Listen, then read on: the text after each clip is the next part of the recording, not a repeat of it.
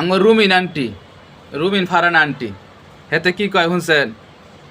কয় আমি আওয়ামী লীগের আমলে রাইতের বেলা ঘরেতে বাড়িতে ভয় পেতাম না, আর এখন আমার রাইতের বেলা ঘরেতে 1 লাখ বেড়াতে ভয় লাগে।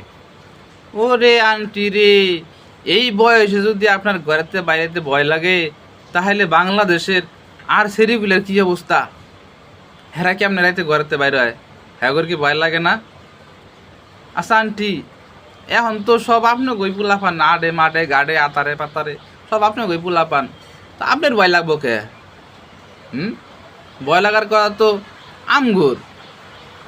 আন্টি, পিনাকিদা বালাই কইছিল, কালকে শুনলাম পিনাকিদার কথা, আপনারও তো আন্টি সিল মেরে দিছে, 2টা সিল মারছে আন্টি। আমার খুব খারাপ লাগছে, কারণ আপনি তো আমার একজন পছন্দের আন্টি। আপনি পিনাকিদা আপনি সিল মেরে দিল, আপনি কিছুই কইলেন না আন্টি, এটা কামটা ঠিক করলো?